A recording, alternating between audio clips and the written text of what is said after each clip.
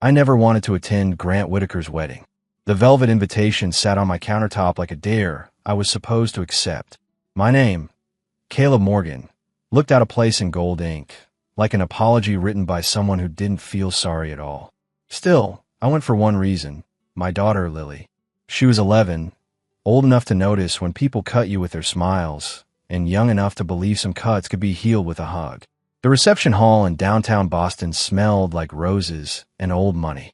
Marble pillars, a string quartet, champagne that tasted like victory to everyone but me. Lily wore her favorite pale yellow dress and a small silver locket I'd given her on her 10th birthday.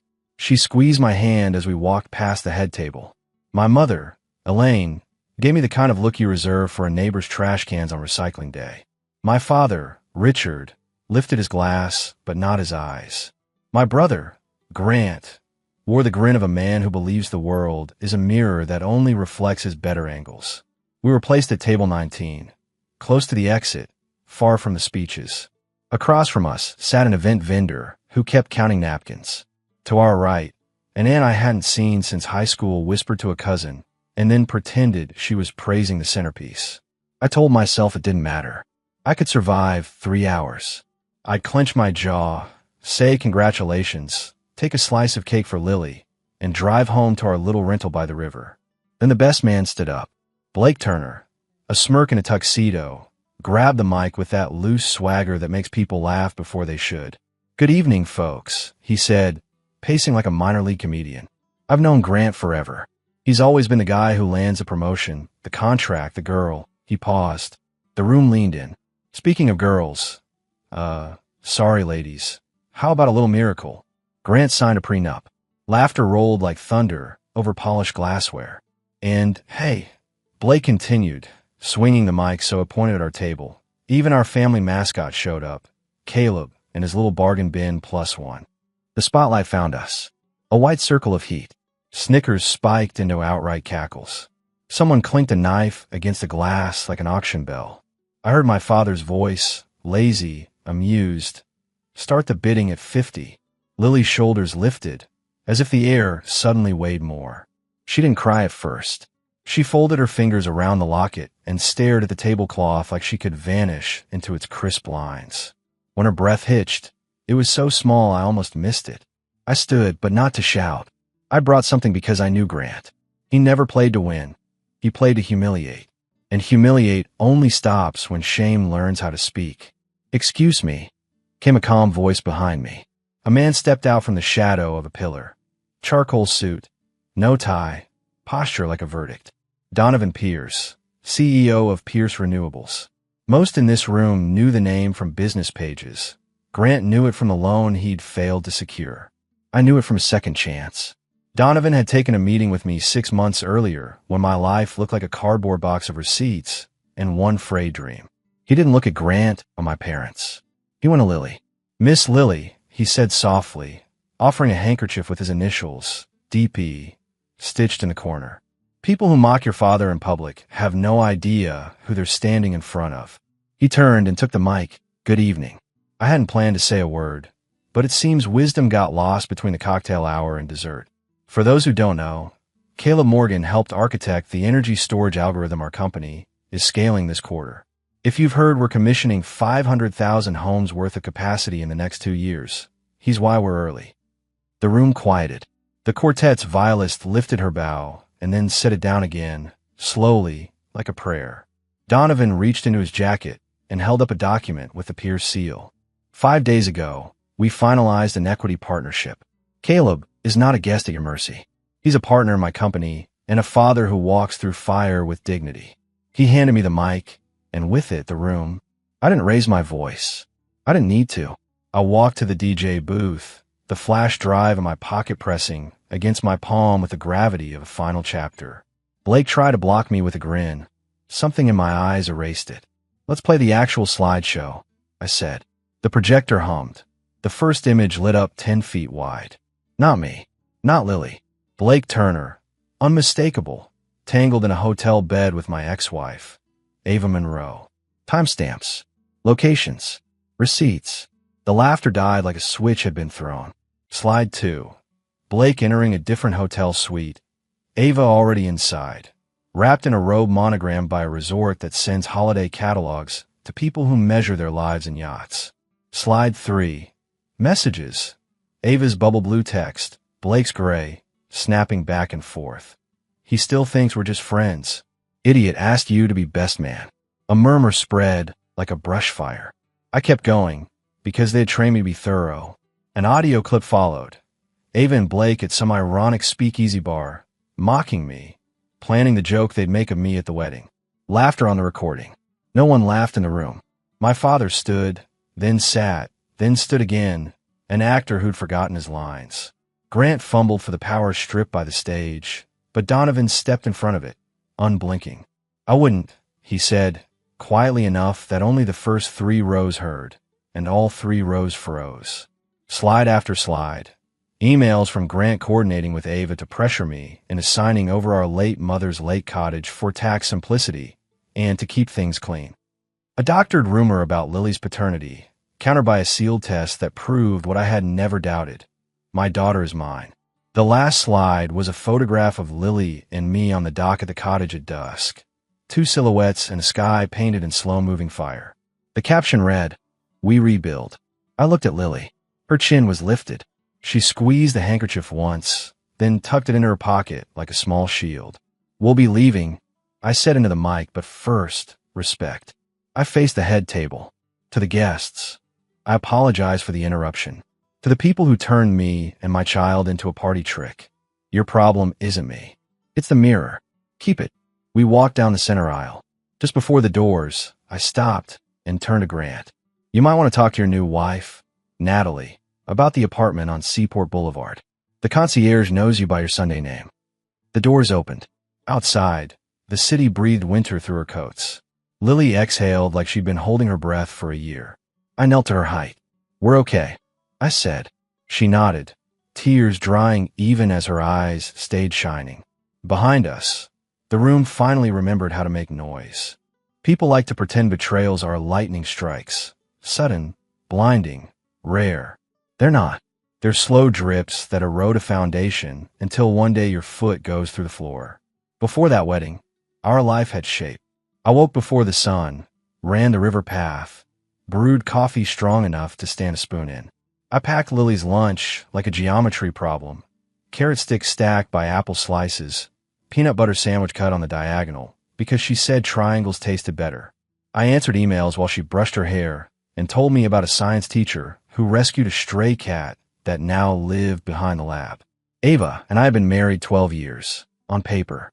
In practice, it had started to feel like a long hallway where every door closed just before I reached it. She worked in brand partnerships and loved dinners with clients that always ran late. At first, I believed we were 2 hustlers moving in parallel lanes for a shared finish line. A home with a yard, a future where Lily never felt small, the cottage preserved as a summer compass that always pointed to lake light. The small changes were almost sweet. Ava switched perfumes. She laughed at her phone. She started wearing a silver bracelet I hadn't bought. She was always tired, but never sleepy. The big change came like a polite email. A new friend from Grant's office, Blake Turner, so helpful, so connected, so, modern. I met Blake at a barbecue Grant hosted. He had the politician's handshake, too warm, too fast, as if he had memorized how long sincerity takes, and shaved 2 seconds off. He called me brother twice in 10 minutes and asked if my little projects paid the bills or just kept me intellectually fit. I smiled and changed the subject, because conflict at family parties never fixes family. Then the rumor started. A whisper at the grocery store, a pause at the dentist, a neighbor who told me Lily looked just like my late mother, but you never know these days.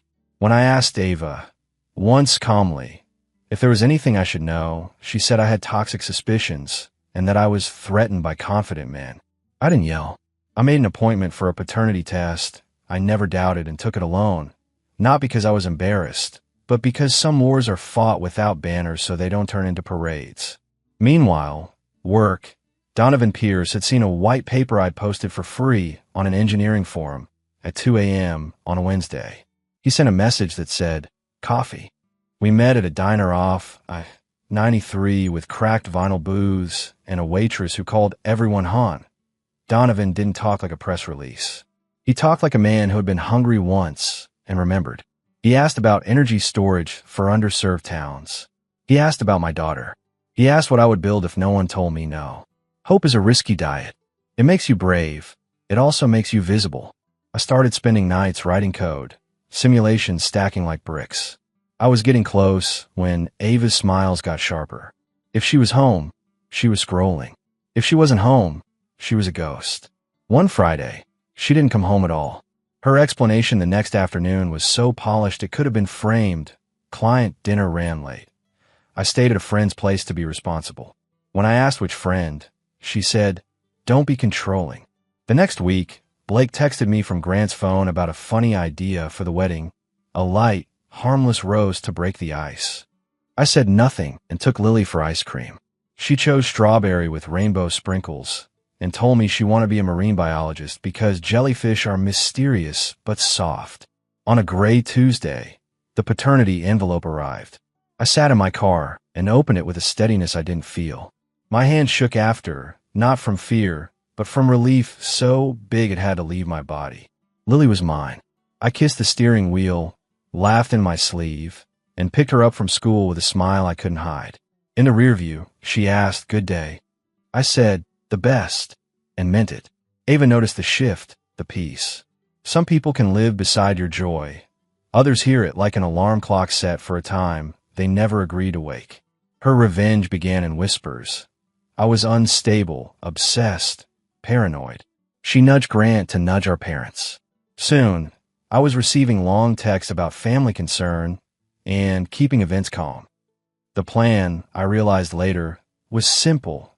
Corner me at the wedding, perform a mockery in front of witnesses, push me into an outburst that would write their story for them. Caleb the angry, Caleb the jealous, Caleb the man who shouldn't have custody. They forgot one thing. Quiet men can be meticulous. I kept records. I archived messages. I placed a small recorder in the pocket of a blazer I knew Ava would borrow one night when she forgot hers.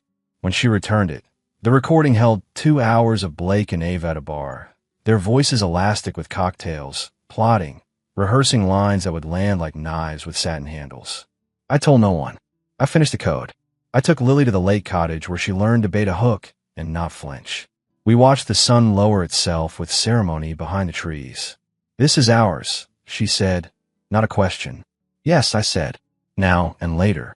The wedding invitation arrived the next day. I set it on the counter, stared at it, and thought about dignity and its cost. After we walked out, the fallout began before the valet could bring the car around. A security guard jogged after us with a clipped apology. "The couple is requesting the slideshow file," as if I had projected someone else's debts on the wrong ledger. "No," I said. "It's evidence." The guard stopped like he'd touched a live wire. "Dad," Lily whispered, "are we in trouble?" "No," I said. "We're done being the punchline." At home, I placed the flash drive in a small fireproof box with her birth certificate and the deed transfer for the cottage that I'd finalized the previous month into a trust bearing her middle name. We ate grilled cheese at the kitchen counter and watched a cartoon. At one point, Lily leaned against my arm and fell asleep the way kids can, fast and absolute. I carried her to bed, stood in the doorway, and let the day fall off me like a heavy coat. The morning brought noise, calls, texts, emails. My mother wanted a conversation. My father wanted discretion. Grant wanted a meeting to clear the air. Ava wanted a second chance. And then, 3 messages later, threatened to take you for everything you've got. Blake sent a single line, "You'll regret this." I replied to no one. Instead, I called an attorney named Rachel Kim, who had a way of extracting facts like a surgeon removes a shard of glass. Patiently, completely. I sent her everything. I told her I wanted 2 things, full custody and quiet. She asked, quiet as in settlement, or quiet as in dignity? "Both," I said, in that order. Donovan texted, "Proud of you. Coffee at 9. I walked to the corner shop in the same clothes as the night before, washed and new again, because sleep had been honest. He slid a manila folder across the table. "Partnership agreement countersigned," he said. "Also a note from our communications team. If anything gets public, we put truth first and let gossip run out of gas. Thank you, I said. 2 words, heavy as anchors. 2 days later, a clip surfaced online. Someone at the wedding had recorded the mic, the projector, the silence. It didn't show the worst images.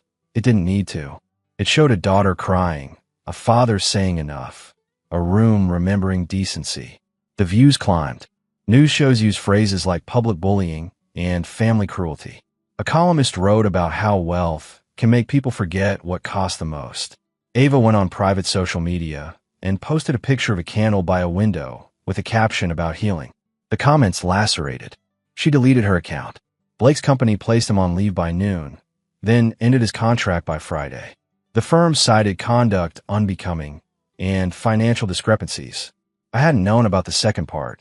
Truth is a way of making friends. Grant tried defiance. He said it was all taken out of context. Then his new wife, Natalie, discovered the Seaport apartment, the credit card statements, the messages to a woman named C. Rage as a sound. Natalie's made the chandelier in their foyer tremble. She filed for divorce with a filing so prompt it felt like a verdict delivered before lunch. My parents split down lines they pretended were taste, but were always comfort. My mother called to say she was disappointed in my theatrics. I asked if she was disappointed anyone mocked her granddaughter. She didn't answer. The call ended with a muted sigh. My father sent an email that included the phrase, "Boys will be boys." I replied with a link to the clip and nothing else. Meanwhile, life continued because it must. I made breakfast for Lily and played Beyoncé too loud while packing her backpack because Joy shouldn't ask permission. I answered Pierce Renewable's emails with phrases that made me grin. Production timelines, pilot sites, rural partnership frameworks. I ran at dawn, watching the river keep its pace no matter what the city did around it. Ava's revenge, once tidy, grew frantic. She filed a motion for shared custody with a declaration that I was emotionally volatile. Rachel presented the paternity results, the recording, the texts, the timeline of Lily's school attendance, and the pediatrician's notes about a stable home. In the corridor outside family court, Ava said, "You've ruined me." I looked at Rachel. She shook her head. A reminder. Do not engage with a sinking ship while it thrashes. The judge granted me full custody with supervised visitation for Ava, pending counseling and a parenting course. The order read like the opposite of a headline. Careful, calm, complete. Lily asked what it meant. I told her it meant we had a schedule now and that adults would help us keep it safe. That night, Lily asked if she could invite our downstairs neighbor, Mrs. Delgado, for dinner because her daughter, Sophie, plays violin and I want to hear. We ate pasta with too much garlic and listened as Sophie played a piece that sounded like a storm deciding to be gentle. After, she helped me wash dishes. We talked about music and Boston winters and how small apartments feel bigger when people laugh in them. When she left, Lily whispered, "She smiled at you." I laughed. "She smiles at everyone." "Maybe," Lily said, "but she meant it at you." Strong revenge isn't loud. It's precise. It's not a fire you toss at a house. It's the decision to build a better one with windows that let in light you thought you'd lost. Rachel filed a defamation suit against Blake and Ava for the rumor they'd seeded about Lily. We offered a settlement if they issued public apologies and donated a set amount to a scholarship fund for girls in STEM. Blake stalled. Ava bargained. In the end, they paid and posted, not because they were sorry, but because leverage is a language even pride understands. The apology didn't fix the harm, but it put a sign on it that read, "This was wrong." Grant's life rearranged itself in a chapter's title consequence. His job at Whitaker Capital dissolved under scrutiny, then stunningly under math. Numbers misrepresented, risks taken with other people's futures. The board asked my father to step down his chair. He tried a press release. The market replied with silence, which is the cruelest applause. I did not dance on any graves. I walked my daughter to school and read her essays about jellyfish and their faint lights. I took calls from town councils in Maine and New Hampshire who wanted microgrids more than grand speeches. I wrote code at our kitchen table with hot tea and a playlist that made concentration feel like a room I could step into on command. I bought a proper bed for the cottage and new hooks for the dock and invited Donovan to fish exactly once. He caught nothing and laughed like it was the point. Ava completed her parenting course. At supervised visits, she tried to be the woman she posted about, soft, reflective. Lily was polite. Children can be more merciful than the adults in the room deserve. Sometimes Lily asked to end early because homework. I never forced time. Love can be invited. It cannot be scheduled into existence. One afternoon, as fall slid into that crisp brightness New England wears so well, I found a letter in our mailbox with my name written in my mother's hand. Inside, no apology, just a photograph I'd never seen. Me at 6, holding a paper kite, my father crouched beside me, showing me how to tilt it toward the wind. Written on the back, "You love the sky." Mom. I set the photograph on the mantel, not because it excused anything, but because memory is a quilt you keep even if some squares make you cold. Work soared. The pilot sights worked. People who had been used to waiting for repair crews after every storm now had lights that ignored the wind. At a small town hall, a woman in her 70s grabbed my hand and said, "We can keep the freezer running during outages now. My husband's insulin. Thank you." I drove back that night with the window cracked open to let the air bite my face and remind me I was alive, beautifully, stubbornly alive. Sophie and I built a habit without naming it one. She'd bring over soup when she made too much. I'd fix the loose cabinet hinge in her kitchen because it bothered me. We took Lily to a Sunday street fair and pretended we were there for the music when all three of us knew we were there for the cinnamon sugar donuts. Once, as we crossed a narrow street, her hand found mine reflexively. It fit, not like a puzzle piece. Life isn't that tidy, but like a hand that knew how to be gentle next to mine. One evening, after Lily went to bed, Sophie lingered in the doorway. "I know your story," she said softly. "Everyone thinks they do, but I listened. Not to the clip. To you." We stood in the soft gold of the kitchen light. "I'm not ready for anything loud," I said. "Me neither," she replied. Quiet can be honest. That night, I slept with the window cracked again. The city hummed. Somewhere, a siren stitched its way through the streets. I thought of the projector's light, of Lily's small hand clutching DP's handkerchief, of the way truth had felt. Not like victory, but like a room finally aired out. Months later, Donovan asked me to speak at a leadership summit. "Tell the truth," he said. "About the work, yes, but also about what it costs to hold your ground." I told him I wasn't a speaker. He said, "You already spoke when it mattered." The ballroom wasn't Grant's wedding hall. It was larger, less gilded, more curious. Behind me on the screen, I didn't show the clip or any slide. I showed the photograph of the dock, Lily and me, two silhouettes, the sky taking its time. "My story isn't about revenge," I began. Or, if it is, I redefined the term. I used to think revenge meant giving back what you got, only sharper. Now I think it means refusing to become the thing that hurt you. I spoke about the design choices in our battery tech, trade-offs, safety margins, how you plan for the storm you can't predict. I said resilience is what you build on purpose, so survival isn't an accident. I told them about a wedding where people forgot themselves, and how a child reminded us all with one small, brave face what respect looks like. I talked about a courtroom where dignity speaks softly and judges still hear it. I didn't name my family. I didn't need to. I named Lily. I named the women in small towns who keep insulin cold. I named the engineers whose code no one sees, but whose work lights the houses no one photographs until the storm comes. When the applause rose, I felt something unclench that I hadn't even known I was carrying. After a line formed, people in suits, people in jeans, a high school robotics team with a 3D printed trophy. At the back, my father stood, older since the last time, smaller because regret shrinks people. He didn't come forward. He lifted one hand in a half wave that tried to be permission. I nodded. Not yes or no, just I see you.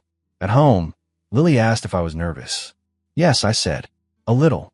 I was nervous too, she said. In the front row. She grinned. I pretended I was your coach. You are, I said. A week later, the cottage thawed into spring. Lily and I drove up with Sophie, who packs sandwiches like a person who understands long afternoons. We fixed a bent hook on the dock and repainted the bench in a blue Lily declared Ocean Brave. We fished badly and didn't care. At sunset, Sophie played a song on a cheap travel violin. The notes drifted across the water as if the lake had been waiting for them. My phone buzzed. Rachel. Settlement finalized. Apologies posted.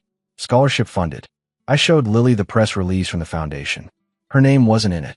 That's the point of true repair. It doesn't ask for credit. Later, Lily fell asleep on the couch with a book curved against her chest. Sophie and I sat on the steps and listened to the peepers and the reeds. Do you ever wish any of it had happened differently? She asked. Yes, I said. And also no. I wish Lily had never been hurt. I wish people had chosen kindness sooner. But the path we took taught me how to build guardrails. It taught me what I won't accept and what I'll always stand up for. Sophie leaned her shoulder against mine. It wasn't a promise or a plan. It was presence. The moon lifted itself onto the water like a coin placed gently on velvet. Somewhere far away, someone else was making a cruel joke, thinking it would land and stay. I hoped they had a friend who would stand up and say enough. I went inside and tucked a blanket around Lily. On the mantel, the photograph my mother had sent caught a sliver of moonlight. A boy with a paper kite, a father pointing at the wind. I thought about the word redemption and how it sounds like a chorus when people write it down, but in real life it's one note held steadily, day after day. We would go back to Boston in the morning. Lily would work on her jellyfish report. I would meet with a rural co-op about a pilot. Sophie would rehearse with a chamber group at a church that smelled like wood polish and hope. Ava would keep seeing a counselor and maybe learn how to stop mistaking attention for love. Grant would sell the Seaport apartment and perhaps, one day, look at a mirror without bargaining. As for me, I'd keep the flash drive locked away, not as a trophy, but as a lesson.